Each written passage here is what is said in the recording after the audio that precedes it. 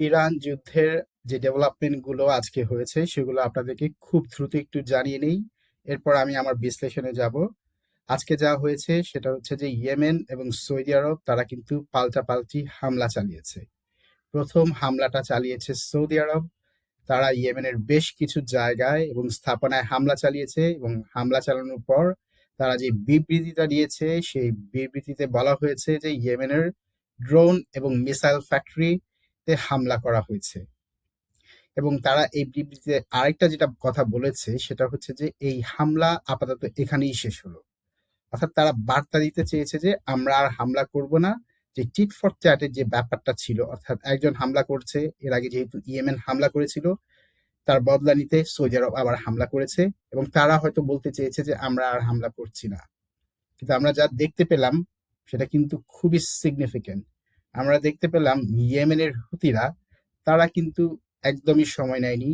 ১ ঘন্টার মাথায় তারা সৌদি আরবে একের পর এক হামলা করেছে এবং সৌদি আরবের সবচাইতে গুরুত্বপূর্ণ যে দুটো স্থাপনা আছে সেখানে কিন্তু আজকে ইয়েমেনের হুতিরা হামলা চালিয়েছে।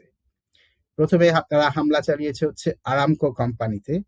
আপনাদেরকে আমরা জানিয়ে রাখি আমি, সেটা হচ্ছে যে আরামকো কোম্পানি হচ্ছে সৌদি আরবের সবচাইতে গুরুত্বপূর্ণ তেল এবং গ্যাস কোম্পানি। এটি পৃথিবীর সর্ববৃহৎ তেল এবং গ্যাস কোম্পানির একটি। এটিকে আসলে ইংরেজিতে বলা হয় সৌদি আরবের bread and butter. What it means is that if it gets destroyed, you have nothing in Saudi Arabia. মানে এটা যদি ধ্বংস হয়ে যায় সৌদি আরবের অর্থনীতি কিন্তু ধসে পড়বে, কারণ সৌদি আরবের অর্থনীতির একটা বিশাল অংশ কিন্তু এই কোম্পানি থেকেই আসে, তেল এবং গ্যাস রপ্তানি করেই কিন্তু আসে। So for them it's very important, but at the same time তাদের জন্য কিন্তু যেটা ইম্পর্টেন্ট সেটা হচ্ছে ইয়ানবু পোর্ট। যেহেতু তারা হরমুজ প্রণালী দিয়ে এই মুহূর্তে কোনো বাণিজ্য করতে পারছে না, তাদেরকে কিন্তু লোহিত সাগরের যে বাব আল মানদেব প্রণালী আছে সেখান দিয়েই কিন্তু তারা এখন বাণিজ্য করছে এবং সেটা মূলত করছে হচ্ছে ইয়ানবু পোর্ট দিয়ে। এবং interestingly enough, Houthis have struck it today. হুতিরা কিন্তু আজকে এই ইয়ানবু ফোর্টেও হামলা করেছে।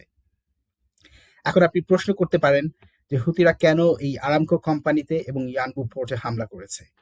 কারণ হুতিরা একটা বার্তা দিয়েছে যে তোমরা যদি, মানে সৌদি আরবিয়া যে লোকেরা, তারা যদি এরপরে আবার হুতিদের কোনো স্থাপনায় হামলা করে তাহলে কিন্তু সৌদি আরবের মূল যেই দুটো স্থাপনা সেটা কিন্তু ধ্বংস হয়ে যাবে এবং তাদের যে সে ক্যাপাসিটি আছে সেটা কিন্তু তারা আজকে দেখিয়ে দিয়েছে।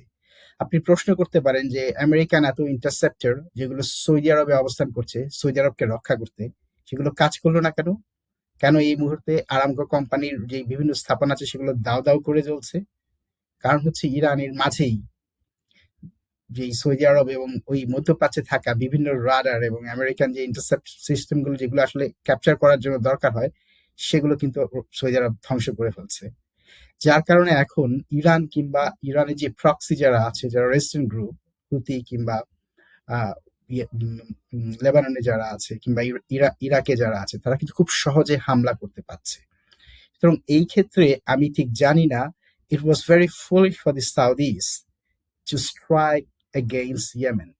তারা কি কারণে এটা করলো আমি I really don't know, I have no understanding about it. কিন্তু আমি বুঝতে পারি হয়তো আমেরিকার প্ররোচনায় পড়ে তারা এই কাজটা করেছে। কারণ সৌদি আরবের জন্য কিন্তু এটি একটি অত্যন্ত গুরুত্বপূর্ণ স্থাপনা এবং তারা জানে যে ইয়েমেন এখানে হামলা করতে পারে এবং তাদের এমন বোকামি করা উচিত হয়নি যেখানে তাদের লাইফ লাইন, যেটা তাদের ব্রেড অ্যান্ড বাঁচার দেয়, সেখানে তাদের অ্যাডভার্সারি যে কোনো মুহূর্তে হামলা করতে পারে। এরপরও তারা কিন্তু ইয়েমেনে হামলা করছে। এখন দেখার বিষয় হচ্ছে এই যে ইয়েমেন এবং সৌদি আরবের মধ্যে যে উত্তেজনা চলছে সেটা শেষ পর্যন্ত কোথায় গিয়ে গড়ায়। হুতিরা আজকে হয়তো ফুল একদম ফ্লেজ যে স্ট্রাইক সেটা করেনি, জাস্ট একটা বার্তা দিয়েছে। তবে আমি মনে করছি এরপর যদি সৌদি আরবিয়া আবার হামলা করে তাহলে হয়তো আমরা বড় কিছুই দেখতে যাচ্ছি। পরে যে ডেভেলপমেন্ট আজকে হয়েছে সেটা হচ্ছে যে আপনারা তো জানেন যে ট্রাম্প আসলে একটা বড় হুমকি দিয়ে রেখেছে যে ইরানে বড় ধরনের এক হামলা হতে পারে এবং সাধারণত এই ধরনের হামলা শনি কিংবা রবিবার দিনই করা হয়। আজকে যেহেতু শনিবার রাত, অনেক সামরিক বিশ্লেষক বলছেন আজকে হয়তো ইরানে বড় ধরনের হামলা হতে পারে। আমি এখানে দুটো দিক দেখি। ট্রাম্প হয় ইরানে বড় ধরনের হামলা করে ওদের অনেক ইনফ্রাস্ট্রাকচার ধ্বংস করতে পারে, অর্থাৎ তাদের এনার্জি সেক্টর, যেমন ধরেন তাদের বিদ্যুৎ সেক্টর আছে, তাদের তেল গ্যাস ক্ষেত্র আছে, এগুলো ধ্বংস করে করার চেষ্টা করতে পারে। অথবা পিক্যাক্স যেই মাউন্টেন আছে সেখানে দুই একটা বড় হামলা করে বলতে পারে আমরা এই মাউন্টেন ধ্বংস করে দিয়েছি, ওদের আর কোনো নিউক্লিয়ার বোমা নেই। এর আগে যেমন জুনে হয়েছিল, দুটো বোমা মেরেই বলেছে যে আমরা ধ্বংস করে দিয়েছি ইরানের সব নিউক্লিয়ার প্ল্যান্ট। এরপরে এই অঞ্চল থেকে সে চলে যেতে পারে। এখন যদি সেকেন্ড অপশনটা ট্রাম্প বেছে নেয়, যে পিকাক্স মাউন্টেনে সে দুটো হয়তো বোম ফালাবে, বাংকার ব্লাস্টার যেটা B1 বা B2 দিয়ে বোমার বিমান দিয়ে তারা করে, এবং তারপর চলে যাবে, তাহলে হয়তো এই যুদ্ধটা কিছুটা হলেও স্থগিত হবে এবং হয়তো আর আগাবে না। কিন্তু যদি ইরানের ভাইটাল ইনফ্রাস্ট্রাকচার, তেল গ্যাস ক্ষেত্র এবং এনার্জি সেক্টরে হামলা করে, ইরান বলে রেখেছে ইরানের প্রতি একজন মানুষ কিংবা একটা যদি কোনো ইনফ্রাস্ট্রাকচারে হামলা করা হয়, তার বদলে মধ্যপ্রাচ্যের থাকা আমেরিকার দুজন সৈন্য কিংবা তার আশপাশে থাকা যে মানুষরা আছে তাদেরকে হত্যা করা হবে এবং তাদের ইনফ্রাস্ট্রাকচার ধ্বংস করা হবে। ইরান এটাও বলে রেখেছে যে মধ্যপ্রাচ্যে থাকা বিভিন্ন হোটেলে যারা লুকিয়ে আছে আমেরিকান সৈন্যরা, সে হোটেল যেন ইভাকুয়েট করে দেওয়া হয়। হোটেলে যারা চাকরি করে সাধারণ মানুষ, তারা যেন সরে পড়ে। আমি আসলে এই ভিডিওটা করছি একটা বার্তা দেওয়ার জন্য, বিশেষ করে মধ্যপ্রাচ্যে যারা আপনারা বাংলাদেশিরা আছেন, তারা আজকে এবং কালকে একটু নিরাপদে থাকার চেষ্টা করবেন। গুরুত্বপূর্ণ স্থাপনার কাছাকাছি যদি থাকেন তাহলে একটু দূরে থাকার চেষ্টা করবেন, এবং যদি আমেরিকান কোনো ফ্যাসিলিটি বা তারা শরীরের কাছাকাছি থাকেন, চেষ্টা করবেন যে কিছুটা যদি সম্ভব হয়, আমি জানি এটা খুব কঠিন কাজ যেহেতু আপনারা চাকরি করেন, তারপরেও যদি সম্ভব হয় এড়িয়ে চলার। কারণ কখন কি হয় এই শনিবারটা খুব গুরুত্বপূর্ণ বলে আমার মনে হয়েছে। কারণ যেহেতু ওইদিকে সৌদি এবং ইয়েমেনের মাঝে এক ধরনের উত্তেজনা তৈরি হচ্ছে, এবং গতকাল যেহেতু ওমানের সাথে তেহরানের মানে হচ্ছে ইরানের একটা আলোচনা চলছিল, সেই আলোচনার কোনো ভালো খবর এখন পর্যন্ত আমরা পাইনি।